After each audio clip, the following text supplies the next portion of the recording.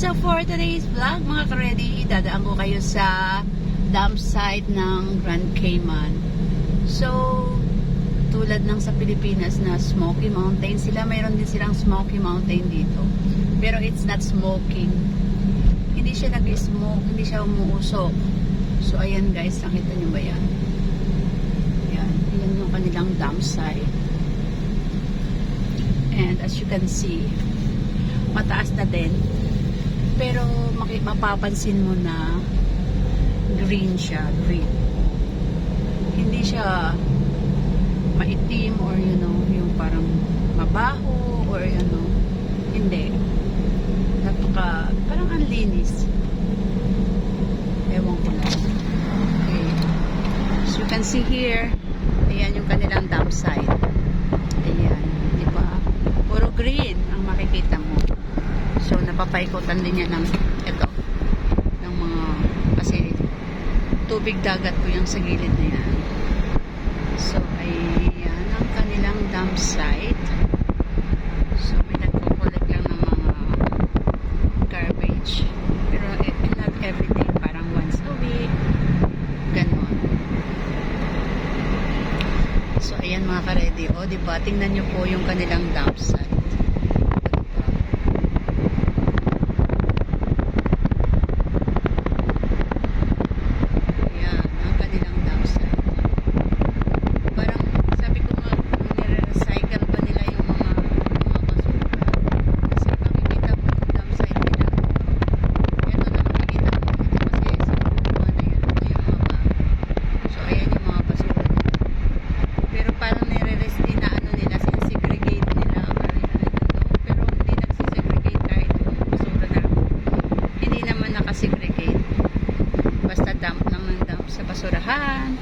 Just like that. So we're here now in Camana Bay. So ayan, we're going back home. Pasensya na kayo sa English ko guys. I'm not very good in English. So ayan, ito yung hospital. So nag-almusal lang kami sa may Barkadir. Ayan, and then we're going back home na. At yung boss ko ay tinatawag ng kalikasan. O, diba? So, masarap din dito mag-road trip. I-road trip ko kayo sa Grand Cayman. So, mga 2 months na akong nakalipat dito. So far, so good. Wala naman naging problem. Masarap din dito sa Grand, especially sa mga pagkain. Mura lang siya, hindi tulad sa Brac na medyo mataas ang presyo dito. Ito yung Camana Bay, yan. Ito yung runabout nila. At makikita mo guys, yung mga daan, ang daming mga bougainvillea at natutuwa talaga ako sa mga bougainvillea. At ito naman yung kanilang ano tawag dito? What do you call this? Bridge. Yeah, the bridge is short or maiksing bridge. Parang tunnel. Pero silang dalawang tunnel. Yung kabila na yan yung poster kung saan kami namimili yan. Diyan kami namimili. So, another roundabout. Ayan. Ito naman yung roundabout ulit. At talagang marami. Kailangan pagka nasa roundabout ng medyo mag-minor ka. Marami ito yung ginagawang mga buildings. Ayan. So ito, papunta na po kami West Bay kung saan kami nakatira. Ayan. So doon po ako nakatira sa West Bay. So ayan. So ayan guys. Nakakatuwa din naman dito. Kaya lang dito po wala kang masyadong mga malalaking building kasi maliit lang din po na isla to. Pero pagdating naman po sa pasweldo, maganda naman po ang pasweldo dito, lalong-lalo na po sa mga nurses, doctor, yung mga professional po. Yan, matataas po yung sahod nila. po yung mga dates sa gitna. Dati kasi nung nagkaroon ng bunga yung dates na yan, ako, pinag-iinteresan ko talaga. Sabi ko, pwede ba pumunta dyan sa gitna para manguha ng dates? So, ayan, nasa ano na naman tayo, roundabout. Ayan, sa roundabout ulit. Okay, dito ay may ginagawa silang kalsada. So, ayan. Parang nag-extend sila ng kalsada ulit. So, ayan, approaching na West Bay. Tama pa yung mga sinasabi ko. Oh my God. Alam niyo ba guys, dito konting may mga may mga parang ilog, pero yan papuntang dagat. So, ayan. Malapit na rin tayo sa kung saan marami ng grocery kasi sabi nila mura lang doon. In fairness naman talaga, mura lang. So, dadaan na naman tayo sa roundabout. Ayan. At ito naman po yung cashless. Ayan. Grocery, shopping mall na rin. Pero wala akong nakitang malalaking mall dito talaga. Fairness naman sa atin sa Pinas, mas malalaki naman yung mga mall natin. Kasi nga, napakaliit lang yung islang to. Alam nyo ba guys na ang islang to ay mas malaki pa yung aming island? Yung aming Guimaras Island. Parang 3 doble ng Guimaras Island. I don't know kung yung Grand Cayman ba o yung Brac. Yung Brac kasi half hour to 1 hour, maikot mo na yung buong Brac. Eto, medyo malalayo din naman. So, in fairness naman sa Guimaras, malaki naman yung Guimaras. Pero ito, makikita mo, dito sa kabila, sa kabilang dulo naman, sa kabilang side, dito sa kabilang side na to, dagat. Sa kabilang side ulit, dagat na rin. So, naka-4 na roundabout na to. Naka-4 na roundabout na tayo dito. So, dito po yung Governor's Place na kung saan, yan, mayroong public beach. Yan. O, diba, marami na rin akong alam. Char.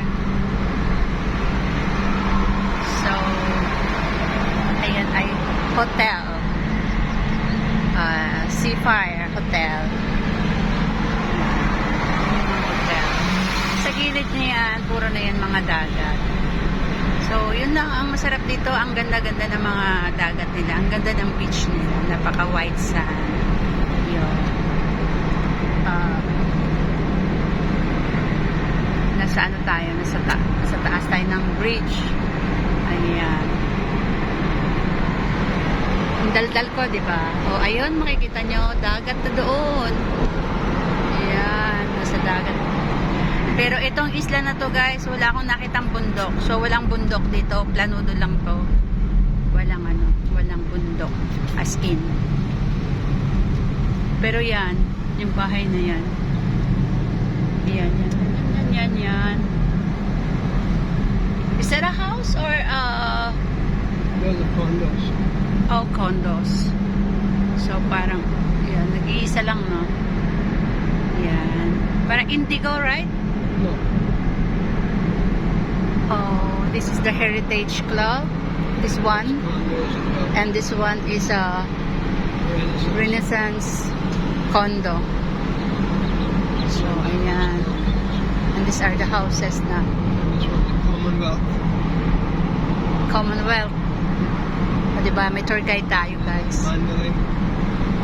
Mandalay. O, diba? Nag-iiba na rin yung aking, yung aking, Anchorage. yeah, the Anchorage. Christopher Columbus. So, malapit na talaga tayo sa West Bay. And this Discovery Point. Actually, Kaya, yan. Dadaan ka doon, public beach. Discovery Point. Discovery Point. Yan. Kasi tour guide itong kasama natin, guys. The Palm. That's a private house. Private house? Oh, wow. And then these are Activate condos. Okay. And Silver Sands, the blue ones. Silver Sands. Yeah, this guys. Pasensya na kayo guys sa English ko, This is a private house. Okay, this is a private house, but a beautiful one. See your place, Clifton Store. Yeah, yesterday we've been there. And iyan po yung kanilang cemetery, guys. This is the West Bay Cemetery. Just like this is the big one. The big cemetery, right? Yeah. Okay. So, dito kahit ang haring tapat sila nagja-jogging. They love jogging under the sun. Samantalang tayo mga Pinoy, ayaw natin mainitan kasi mainit na talaga. Nagpapayong tayo. Tayo ay pag naglalakad, may daladalang umbrella, but sila wala. They don't like umbrella. They want to walk under the sun. So another grocery. So this is a poster again. Yan. So ayan guys, malapit na tayo sa aming tinitirahan. So ayan, naipasyal ko kayo dito sa Grand Cayman. So what's this? The Sands are new condos. Oh, that's condos too. Is that they own per Yeah, private okay. people. So yan, condos din pala yan. At diyan sa kabila guys, dagat na naman yan. Ayan. At dito sa kabila, ayan. Parang, what's that? Centennial Tower. Yeah. So, there's A commercial building. a commercial building, at saka andyan yung may bangko.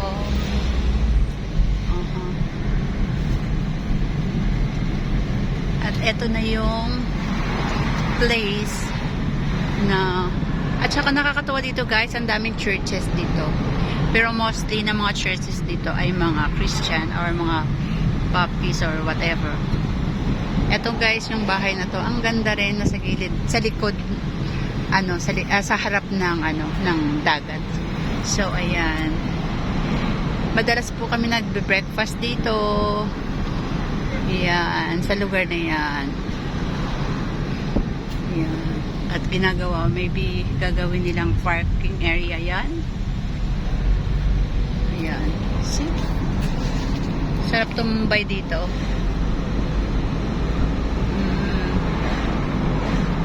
So, ayan na. Nasa West Bay na tayo, guys. Malapit na tayo sa bahay. Ayan. So, maraming salamat sa pagsama sa ating vlog, sa ating road trip. Don't forget to like, share, comment, and subscribe to my YouTube channel. Laging ready, and don't forget to hit the notification bell for upcoming videos. Bye! Another church and school there at the back. Bye everyone! Have a wonderful day! See you again next vlog!